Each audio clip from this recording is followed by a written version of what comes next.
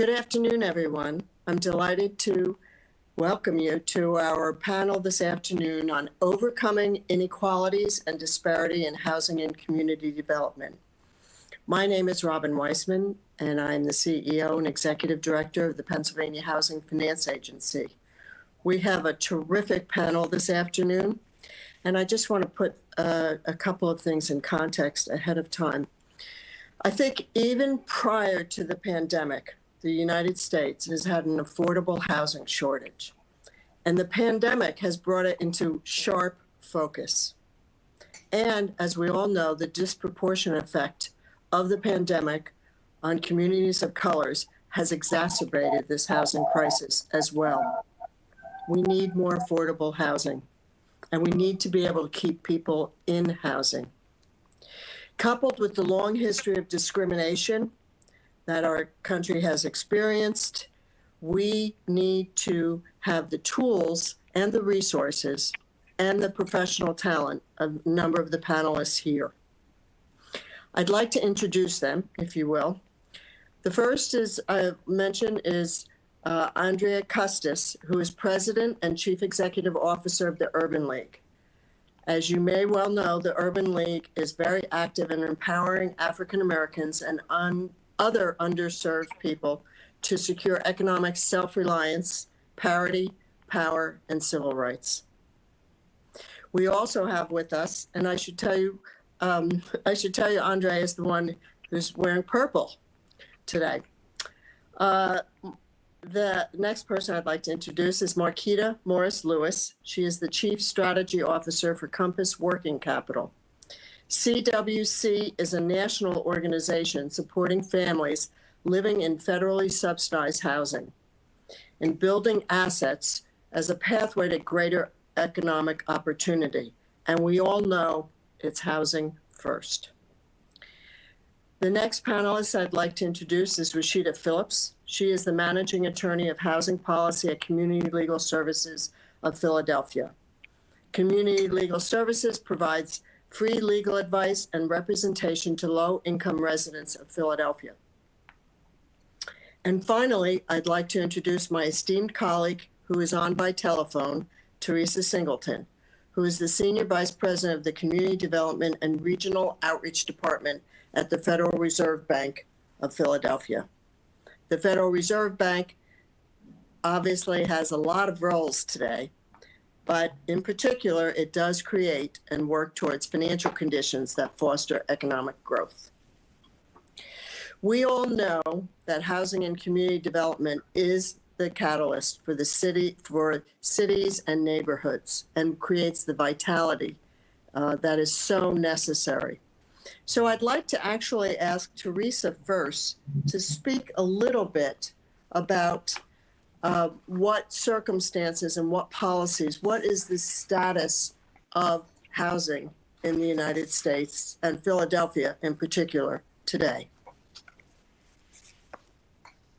So Secretary Wiessmann, thank you so much. Thank you for the invitation to participate. And I am so grateful to be on this panel with such a great set of experts from across the city and the region as we try to imagine a pathway forward on this critical issue. At first, please let me do the Fed disclaimer. Any comments that I share are my own, and they do not reflect the opinions of the Federal Reserve System or the Federal Reserve Bank of Philadelphia. And I want to apologize for not being there with you on screen. If there is a technical challenge, I will find it. And even today, with this incredible session on innovation, I found a way to find a technical problem. So let me say a few words and then throw out a couple of data points before we engage in conversation with my fellow panelists to try to come up with some solutions. So for all of you who are participating either as panelists or as attendees, you all see the importance of housing. Everyone here knows that housing is critical because of the many ways in which it connects us to other vital opportunity building resources. Our access to quality schools, access to transportation, good jobs, healthy foods are all predicated on our housing. Where we live in many ways determines how we live, and research is increasingly showing not only how we live, but how our children and future generations will prosper or not prosper. Even more critical is the literature on homeownership, and the value of homeownership has been made clear on a lot of different levels. In terms of individuals, community, and economic benefits, it is clear that homeownership brings individuals access to wealth building that they can use for a variety of purposes. It also brings community benefits through things like social capital, and it brings economic benefits as homeowners invest in their communities in ways that are critical in consumer activities and other ways. But while the demographics of America are changing, the demographics of homeownership are not. Nationally, we have been stuck at a rate of Black homeownership in this country for decades. And regionally, it's playing out in a very interesting way here in the city of Philadelphia and in the region. While 75% of whites own their own homes regionally, less than 50% of Blacks do. There's a 26% gap in the homeownership rate between Black and white households in the Philadelphia MSA, and these trends persist across the nation. What's even more distressing is that homeownership rates for Blacks have not increased, and in many cases they are decreasing. Since the Great Recession, we've had falling rates of homeownership in African American communities in the city of Philadelphia and other places across the country, largely because of issues of foreclosure, but also because of some of the systemic issues impacting homeownership access. But I come to you, and I think this panel comes to you because we think that Philadelphia is at the forefront of this conversation. As a city with a significant minority population, a city with historically higher rates of Black homeownership than other comparable cities, especially those in the Northeast, although it's one that's decreasing, and a city with a relatively affordable housing stock as compared to other big cities, there's an opportunity for us to innovate and think creatively about how to leverage our assets and grow homeownership in Black and Brown communities and thereby strengthen our overall economy. So this is a solutions conference, and I think that's what so many people love about BPHL. But in order for us to come up with solutions, we have to acknowledge the systemic barriers that have prevented people of color from becoming homeowners and contributed to greater disparities in the value of homeownership. So I would be remiss in a conversation about Black homeownership if we didn't talk about those historical problems and the ways in which they manifest themselves today. We can't ignore the fact that there historically were over 4,000 racial covenants in the city of Philadelphia, keeping Black and Brown people out of white neighborhoods. And we also have to acknowledge that redlining, which was keeping a policy and a program to keep capital from flowing into Black and Brown neighborhoods, while these practices and policies are no longer legal, the disinvestment they've created are now institutionalized. And so we've got some things that we need to address as a city, as a nation, in order to turn the tide on these critical issues that we have in front of us. And these disparities are reflected in a lot of different ways. They're reflected in how we obtain homeownership, how we retain homeownership, and then how we maintain. And I'm going to focus on the obtain homeownership, share a couple of data points, and then turn it over to my colleagues. In terms of obtaining, mortgage access, geography, and housing values are some significant areas where we've got challenges that we need to overcome. So mortgage access, as you all know, financial institutions play a significant role in terms of determining credit access for our communities. And in 2018, almost 40% of all mortgage applications from Black applicants in the Philadelphia region were denied, as compared to 17% of applicants, white applicants. Denial rates are particularly higher for applicants that for units in majority-minority neighborhoods. So 70% of those applications are denied in 2018. So we have a lot of work to do around credit access, but we also have a lot of work to do around values. As I said, home ownership is a huge wealth builder for many. But for African Americans, the value of home ownership is seriously degraded. And Brookings has done a fair amount of work in this space where they've demonstrated across the country where the share of population in the neighborhood is 50% or above, the value of the house is at least half as compared to neighborhoods with no Black residents. So said another way, homes of similar quality in neighborhoods with similar amenities are worth about 23% less, and that translates into $48,000 per home on average less in majority Black neighborhoods than compared to those neighborhoods with very few or no Black residents. And so that reflects over $156 billion in cumulative losses for African American homeowners. In total, I think ultimately we need to fix the broken systems that perpetuate these types of inequities, which hold back not only Black and brown residents, but the overall economy of our region. And we need to have very targeted conversations about how we help homeowners retain their homes and maintain them as well. So I will stop there and open up the conversation and look forward to a discussion around solutions. Thank you so much, Theresa. I do want to acknowledge that another panelist has joined us, Congressman Dwight Evans, who represents the 3rd Congressional District. I have known the congressman for many decades now, and he has dedicated his entire career to bettering and improving life for Pennsylvanians. So thanks for joining us, Congressman. We'll turn to you in just a few minutes. But picking up on Theresa's comment, and I wanted to just recommend to people what I think is one of the more compelling, powerful, brief synopses of the system that needs to be fixed. And that is a video, a very short video called Grab the Key. You can find it on YouTube. It's called Grab the Key, and it's very succinct, but it really articulates in a very blunt and optimistic format what needs to be done for housing in particularly for communities of color. But picking up on Theresa's point, I'd like to turn to Andrea, Rashida, and Marquita and give them the opportunity to just speak for a few minutes about how we fix this system. You are the people who are on the front lines, and you're the ones who know firsthand what all of these challenges are. So if we may, I may just go in alphabetical order, if that works for you, and I'll turn it over to Andrea to speak for a few minutes. Thank you so much, Robin. I appreciate it. First of all, that video I am currently using as I coach and train and have a discussion on social injustice, and it is extremely effective because it gives the history from when folks first came from the South to the North, and it gives you all the data and information, and you can't move into denial on the facts that are presented. First of all, let me just say this.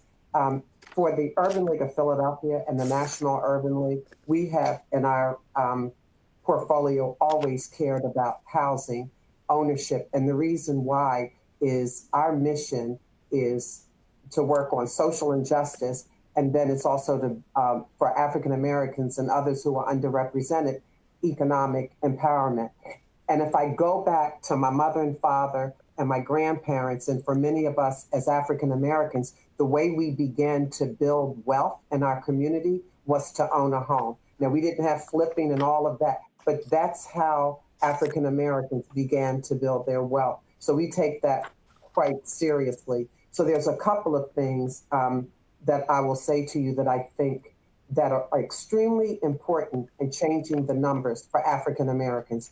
One is that we have the resources to continue to fight on the discrimination that happens in housing. We don't need to go through the whole history. We all know about redlining, and we know about other issues. We've also been privy to information, in the media about different banks. So we've got that. We have to continue to fight that. And let me just mention one piece under that that's very concerning and compared to, and we're nonpartisan, I'm just looking at facts, from the Obama administration to the Trump administration, And that's the new disparate impact rule. And basically what it says is that if you want to show discrimination, you have to go through a 5-point evidentiary suit in order to bring that to show. That's like, it's almost like you have to have all the evidence as a resident and almost be a lawyer in order to present that you have discrimination. That cannot stay the same. That has to be changed. It is out of control, and it's got severe impacts when it comes to civil rights and people's rights. The other piece that I think is really important in our community, and I'll be very basic, is education and exposure.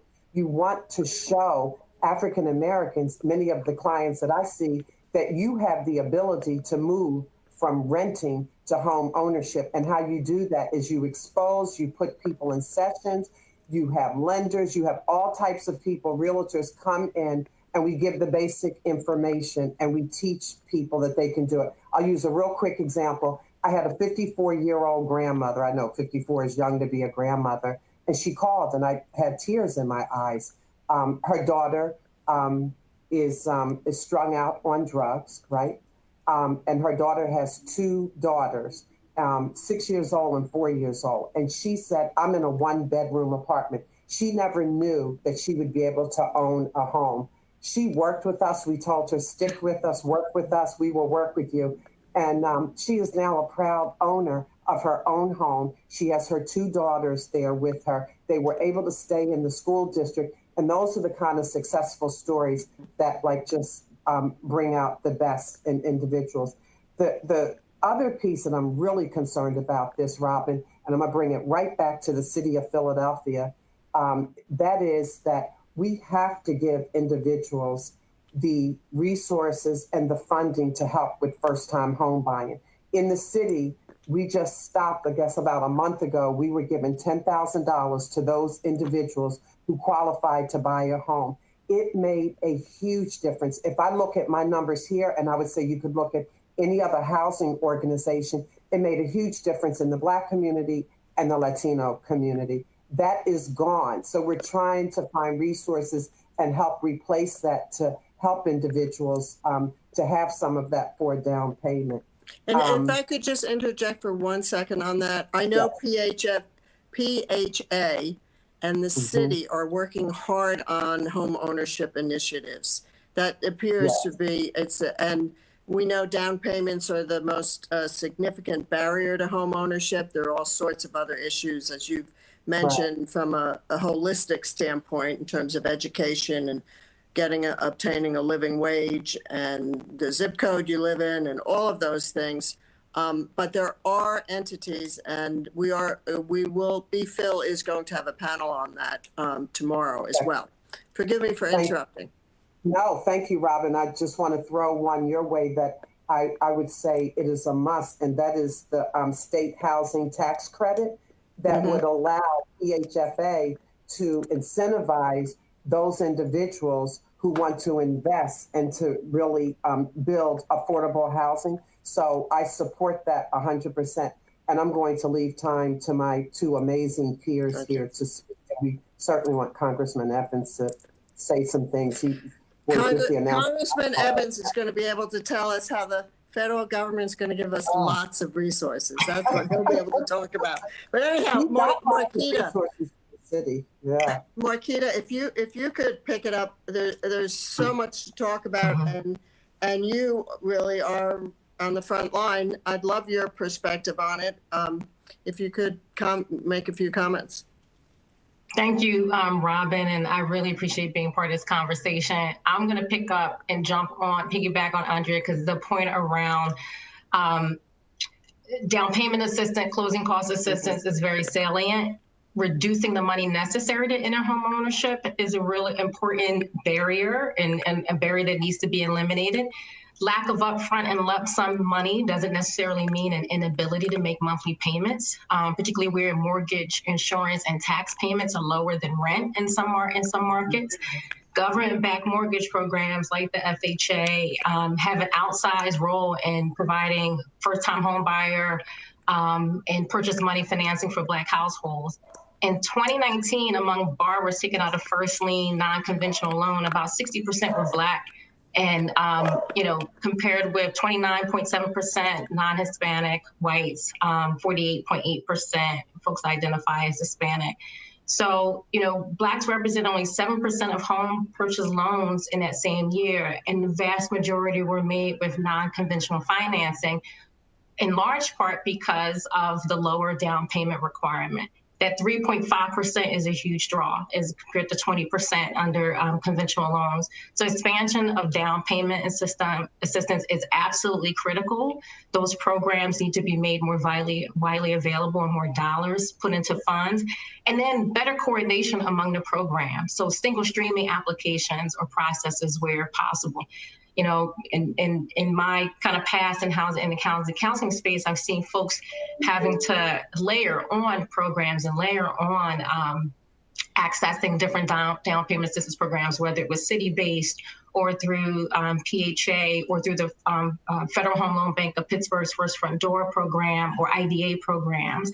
Folks are cobbling together money to support down payment and closing cost assistance. So from a policy perspective, yes, more funding to support creating the availability of funds, but also streamlining the processes.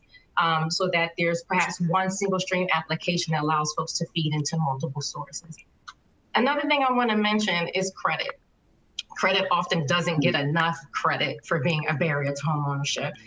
So in 2016, the average FICO score for a conventional purchase was above 750.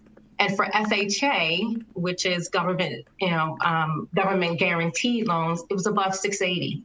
So the definition of prime is changing, and the credit markets are more constrained than ever. A lot of folks in Black and brown communities have lower scores or have thin files. So the various measures and also the various measures of debt to income contribute to a large gap in credit access for these communities as well.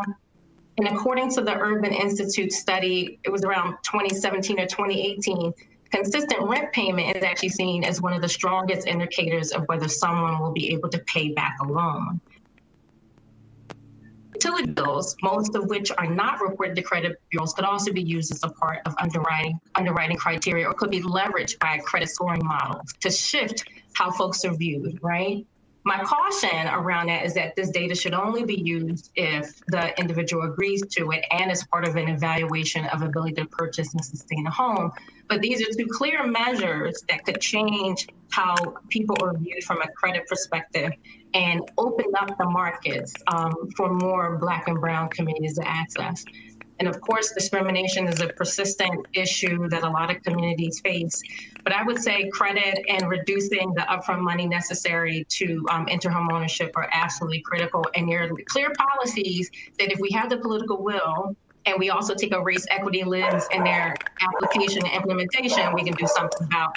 And I would love to talk about some other opportunities for families through lease purchase models and some share equity models that just expand the pool of potential homes for families, particularly families with low incomes in Black and brown communities. And I hope we also get to a conversation about homeownership preservation. So Marquita, I'm so glad that you brought up credit. Obviously, I was very focused on it as Secretary of Banking and Securities, but it's the single most important thing that we can do to help people get into better housing is for them to obtain a living wage. I understand that for a person to pay $1,000 a month, I was given this information, a person to pay $1,000 a month, they need to earn $17 an hour. It's inexcusable, and we all know that there's a disproportionate impact on communities of color for the types of employment that they have. This is the single most important thing, and anybody who's listening on this panel, if you can advocate for that and get some changes done in Pennsylvania, it will be very, very helpful. With that, I'll turn it over to Rashida for her particular perspective on what is going on in this marketplace. Thank you. Yeah. So again, I'm coming from the perspective of the tenant perspective and representing tenants at as a part of community legal services in Philadelphia. And really, a lot of what my co-panelists talked about are the same issues and are stemming from the same issues for renters as well. And so, exactly what you just talked about, there's a significant share, a study just came out by Pew Trust that showed that a significant share of Philadelphians struggle to afford housing, even though the cost of owning a home in Philadelphia are pretty low across the, in terms of other cities across the nation. And so one of the things that report also showed was that 40% of Philadelphia households were cost burdened. So that means that they spend 30% or more of their income on housing costs, and that this share rises even higher, up to 88% for low income renter households. And so we're dealing with a very dire situation here. And, I just want to encapsulate that a little bit before I talk about some of the solutions, in that, although Philadelphia has traditionally been,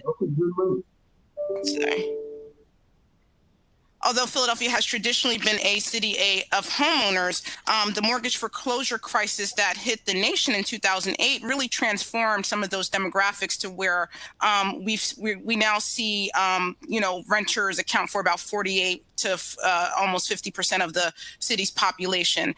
And so with that, right, renters face a particular form of housing instability here, and primarily Black and brown renters, right, face a particular form of housing instability in that about 74% of the 19,000 or so eviction filings that happen are against Black women in particular, and are primarily happening in African-American communities. And so that redlining that was talked about, that my co-panelists talked about so well earlier, really has also impacted renters historically as well. And so you see really the same patterns, the same kinds of people, the same neighborhoods where Black homeowners were concentrated, right, or the same places where Black and brown renters are concentrated, and where there's been significant disinvestment from those communities historically and over time and into the present. And so we're seeing losses, pretty historic losses of affordable housing in these communities, naturally occurring affordable housing, as well as other forms of subsidized affordable housing, like project-based housing, where we stand to lose potentially 9,000 units of affordable housing in the next 10, 15 years, right? So we have a very concerning issue here, but there are some solutions, and definitely agree with my co-panelists that we need to be focused on that, and we're about solutions here. One of those things I think, right, is really thinking about creative forms of housing, and so legitimizing things like community land trusts in our city, in Philadelphia, as well as in the state. And we do have a number of community land trusts across the state, but it's very difficult to fund those community land trusts. So utilizing resources like land banks, or being able to tap into the housing trust fund to really legitimize these forms of community-based ownership and other forms and models where there's community involvement, and there's not just, sort of reliance on limited government funds to sort of be able to fund these kind of models and things like that. Another solution that I would raise is thinking about, especially for Philadelphia, what it would truly look like to have a mandatory inclusionary zoning policy here, where developers are required to either build affordable units or pay in lieu, or put money into a pot where that affordable housing can be built elsewhere. And the reason why I say that that's a really important issue here is that, as many of you know, right, we've had we have a tax abatement here in Philadelphia that's been around since the 90s, but it's a 10-year tax abatement for new development. And essentially it allows, owners of new construction to pay taxes only on the value of land underneath their buildings for 10 years and not on the value of the building themselves. And so that has, over the years, right, Philadelphia has lost or $11.6 billion, according to, some property records, due to that tax abatement. So we need some balance here. And part of that balance could be having an inclusionary or mandatory zoning policy, where again, developers are made to, do their part to build affordable housing here. And so we did try that solution a couple of years ago in Philadelphia, but it unfortunately, through the political process and some things, it was changed into a, discretionary inclusionary zoning policy. And I'll stop there. I have many other things that I could talk Right. about, but want to give my Right. co-panelists some space. Thank you so much. And one of the things that I think is also good for to reiterate is the fact that we know mixed income neighborhoods are the most vibrant. We know they provide a vitality to real neighborhoods and community revitalization. So there are a lot of positives to providing for that. Congressman Evans, could you please give us your worldview as of today? Thank you, Robin, and all your other guests. And I thank you for this opportunity just to have this conversation. And I applaud your leadership for having this conversation. But I got to share a couple of things. Let's be very clear. As the chairman of the Federal Reserve said, go big and go bold. Go big and go bold.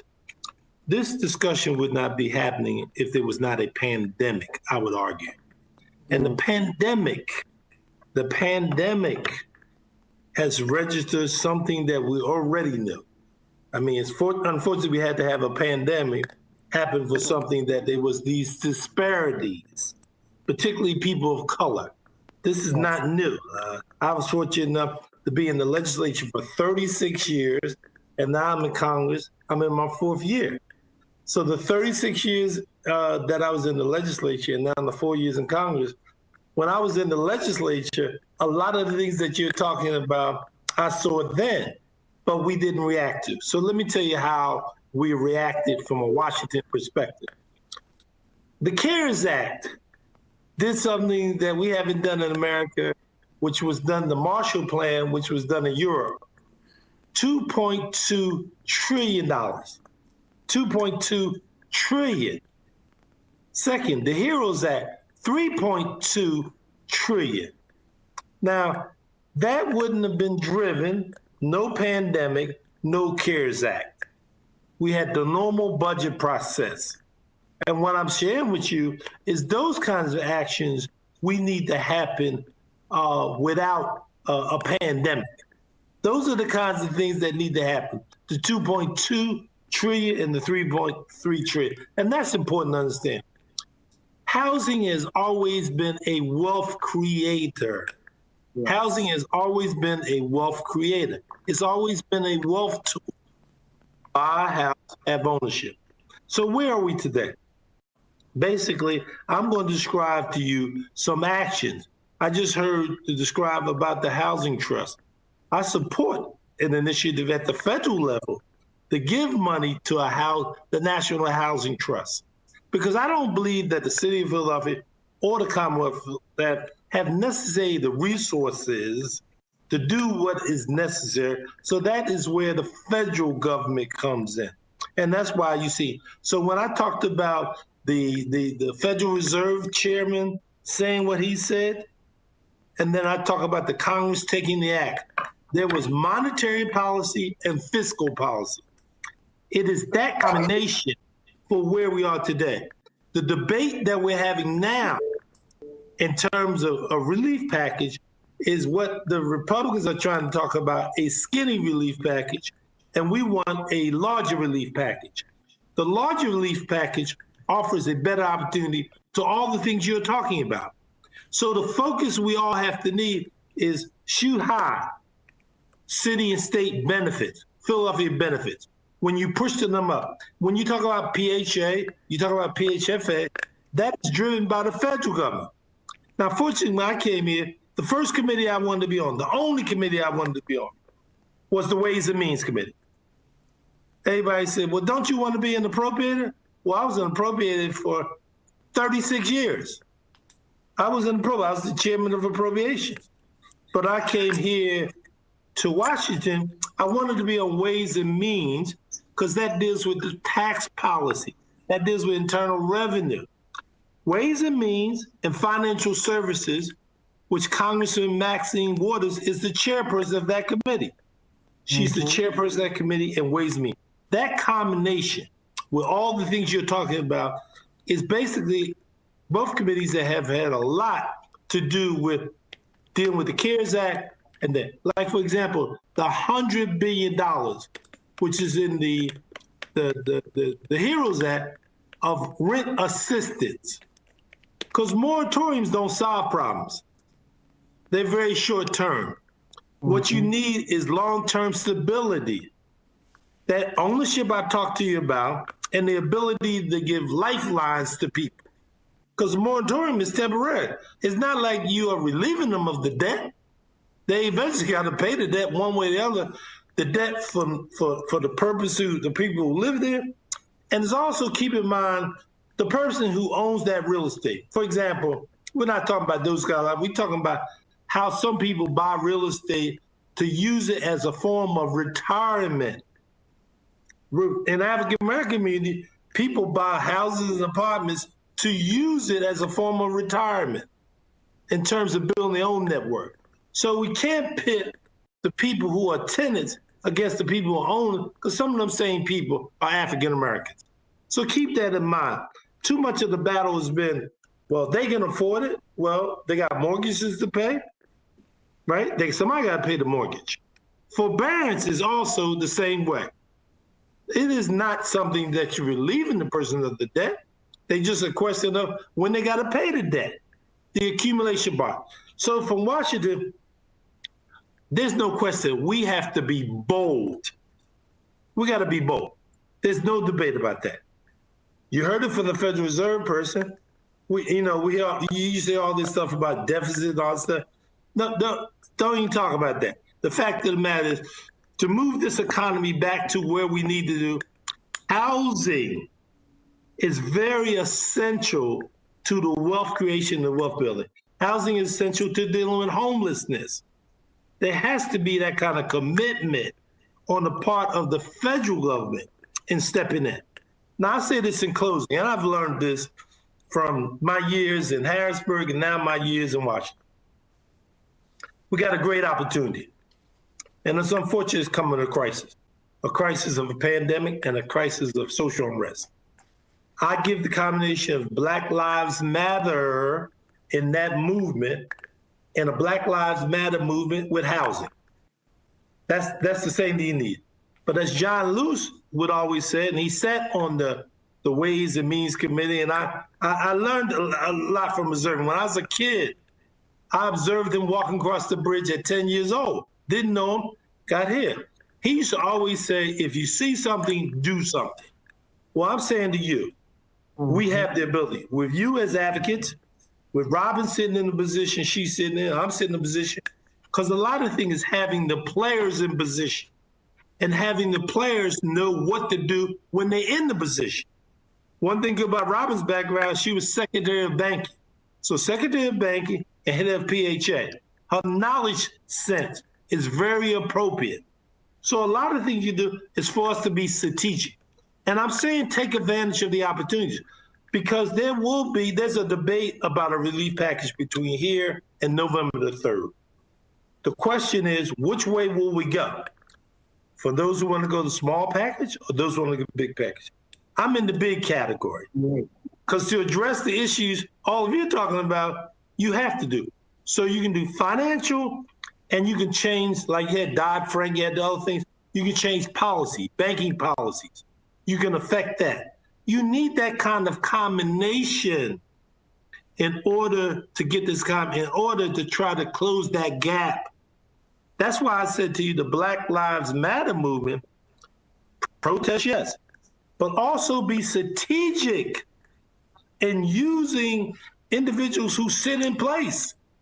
As John Lewis used to say, if you don't think things change, walk in my shoes.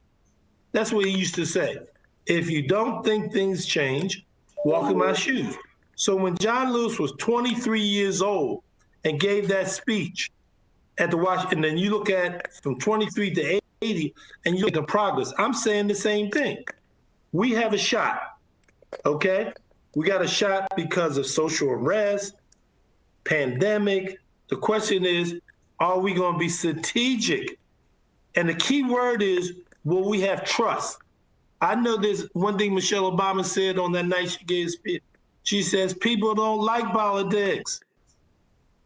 Guess what? I don't disagree with her. I probably don't like politics. But I know for all the things you are talking about, you got to figure out at the federal level, how can you strategically take advantage of the opportunity and use your wisdom, because you have to show people results.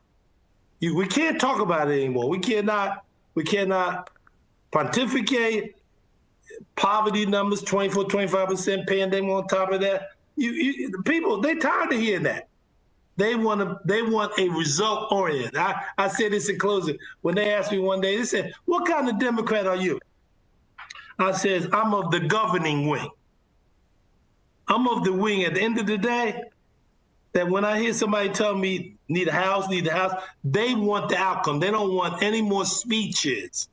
They want result oriented." And I share with you that's not new, because the Kerner report in 1968 said that this is 2020. In 1968, two societies, black and white, 1968, 2020. So you look at from 1968, I was 13 years old, and here we are 2020, I'm 66. So you go from 1968 to 2020. There's some work to do. Mm-hmm. Thank you so much, Congressman, and I couldn't agree with you more. Change is fast in some ways, and change is painfully slow in others. I couldn't agree with you more about the scale as well, because one of the things when you speak about being strategic, I think we have to try to have people look at housing across the country as an investment. We need to invest in infrastructure, and we need to invest in housing at a scale that we have not been doing for many, many years. So if I can interrupt you, the latest bill that passed, ironically that you said that, and I told you before, is HR 2, which is moving forward. In that bill is the same thing your predecessor used to always talk to you about, was the 4% low-income interest rate. That's the issue I advocated for. As you know, that tool is now passed the Houses in the Senate. You need that bill, as you know, keep that interest rate to 4%. You can imagine what you could do, again, PHFA as that tool with the interest rate frozen at 4%. So just one other comment, and then I want other panelists, including Theresa and everyone, to give us whatever perspectives the conversation has jogged in your head. And then we will be turning to questions from our participants. But I think that we can be persuasive through people understanding better that construction is one of the largest economic multipliers in the economy. That, coupled with the investment, I think can make a huge difference. I'm going to open it. Is there someone who would like to make a comment before we go to questions? Thank you, Congressman. Thank you. Anybody who wants to speak? Teresa? Anybody else?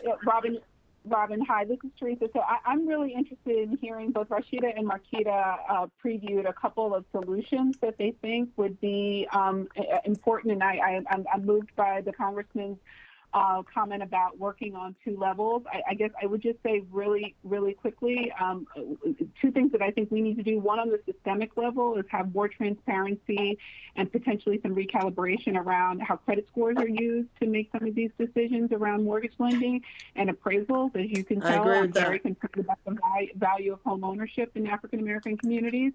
And then on a programmatic level, I think we need to have a real conversation about exploring new ways to advance small dollar mortgage lending, both for purchase and for rehab, because we know that mortgages in African American communities in the city of Philadelphia are averaging about $125,000, and we know that for many lenders, that is a lower amount than they are willing to engage or willing to pursue. And so how do we think about incentivizing lenders to pursue small dollar mortgage lending for both purchase and for rehab? So I would leave it there, and really eager to hear what my co-panelists have to say about the strategies they identified. I think they're terrific. Go ahead. Yeah, I'm happy to jump in. Thank you, Theresa and Robin. So I actually want to kind of go back to something you said, Robin, about $17 an hour.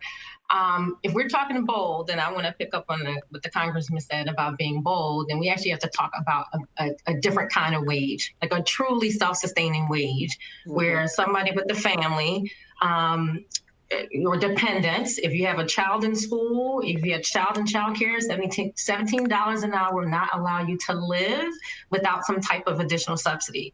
So we're going to really be bold. We're either talking about reparations, we're talking about a vast redistribution of wealth, we're talking about a universal basic income. I just need to put those out there to kind of underscore and underline all of the other policy conversations we're having.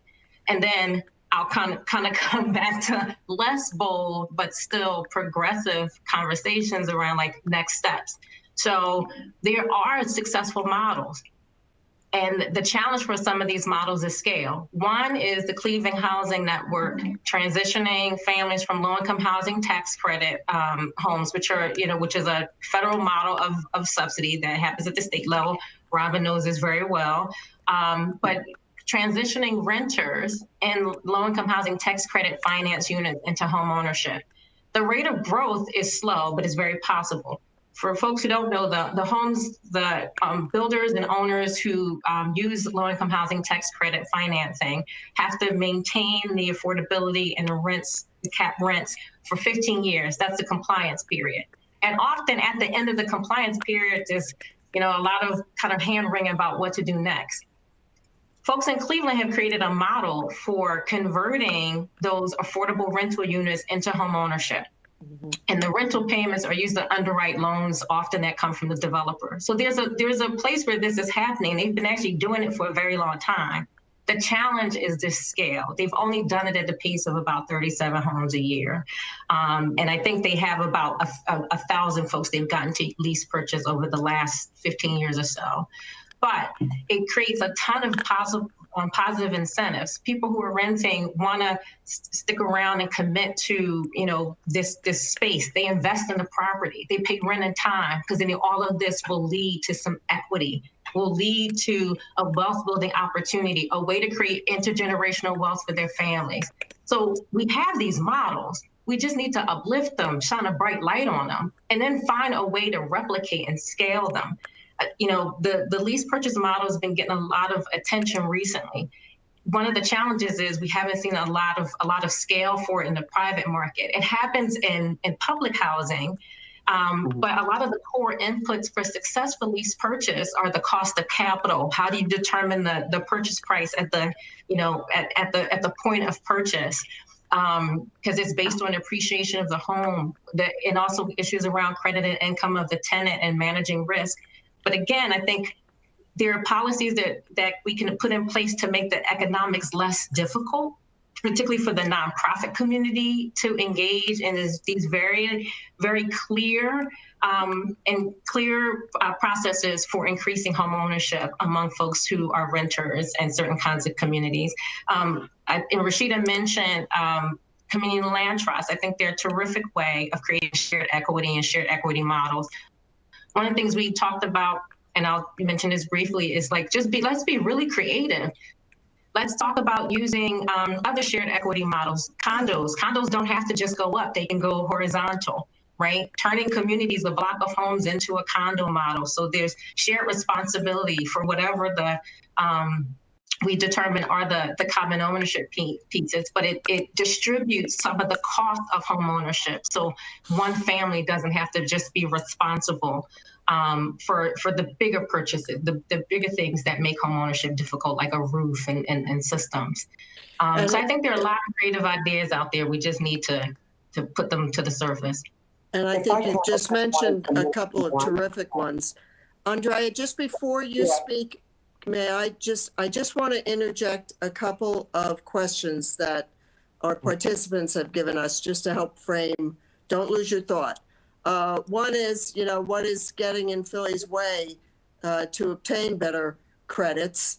And then when the response, and how do we get the, livable wage implemented? And then, so given the current circumstances, even by building low-income housing, the question is, how will these communities be able to afford home ownership? We need to wait on legislation before addressing housing. My guess is some of your answers will be it's all of the above. But Andrea, please.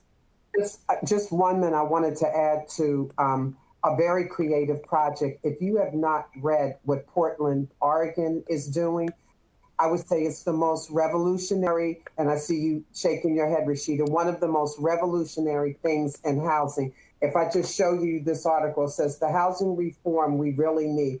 Portland, Oregon just passed the most revolutionary urban zoning reform in recent history to keep residents from being displaced, but also to have affordable housing. And just in a nutshell, they're doing things like triplexes, fourplexes, sixplexes. I would encourage you to read this, and I'll get you the article, Robin, and maybe you can push it out there. But the top of it says, Portland uses reform bill would bring relief to tons of Philadelphians. I just think we have to be creative and look at those things. The other piece is, I love what we're saying about family sustaining wages. I always say, go for it.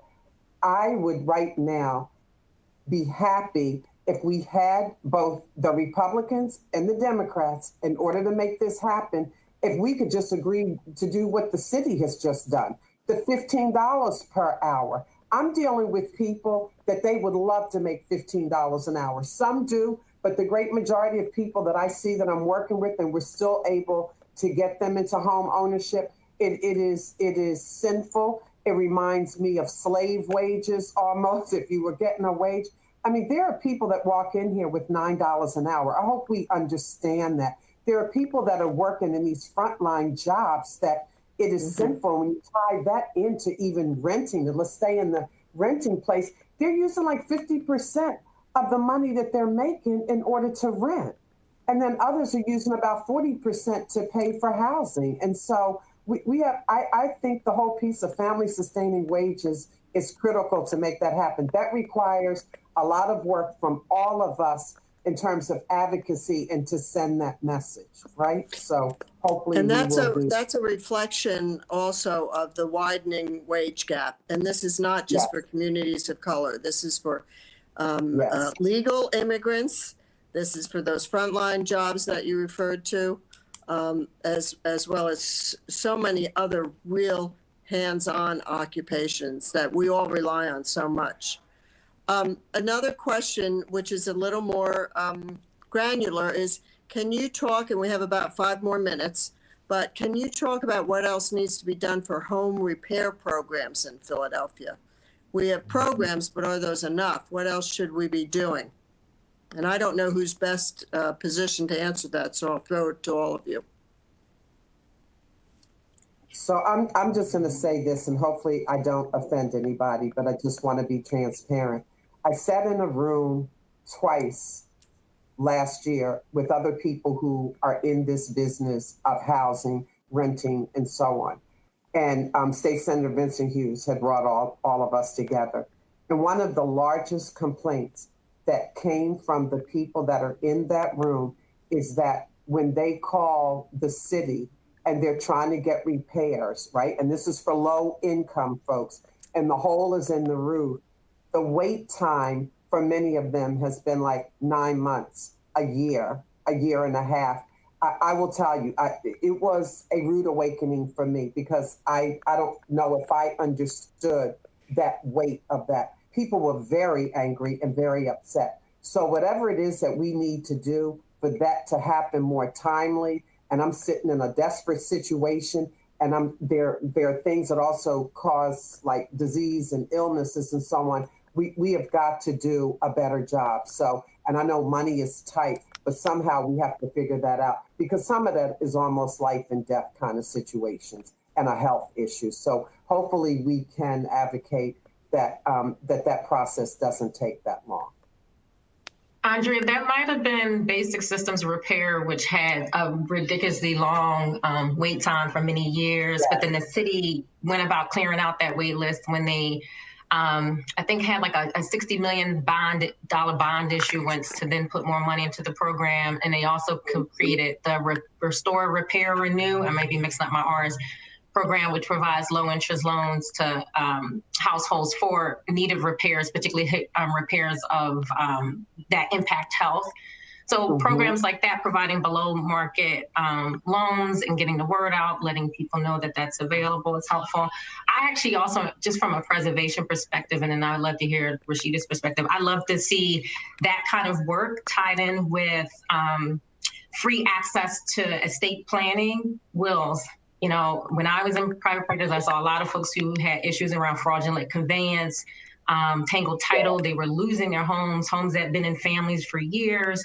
So ensuring that, again, from a home preservation perspective, the most affordable home is the one that you're in and can actually pay, actually pay for and meet your expenses. So if we can help people through repair programs, but then tie the repair programs to getting access to, access to free legal services to help create wills so they can pass those homes on. I think that's valuable. Rashida, anything to add? I couldn't agree with that more. And I would just quickly add, I would totally agree with that. And I think there was another program, I'm not sure if it's still available at the city, but it was low interest loans to also make repairs that were not just, systems repair. It was also just like cosmetic things or like things that would increase the value of your home. And I, as a young homeowner, had took advantage of that kind of a loan that had like a very low interest rate that allowed me to like get my basement finished and other things that really increased the value of my property. So I would encourage us to also invest in things like that as a city, and could not, champion more also first time home buyers programs that give you those loans. Because again, as a young 20-something single parent home buyer, right, first time home buyer, I didn't have wealth. I didn't have anyone in my family who could help me with a down payment. So that program, I wouldn't be a homeowner if there wasn't programs like that. So really champion those as well. So thank you so much, and great insight on all of these things. We have another question about predatory practices from lenders and property appraisers. I would just say in short order, get some good counseling or go to community legal services for that. Rashida, I'm sure, could talk about it all afternoon, but we are going to have to come to a close.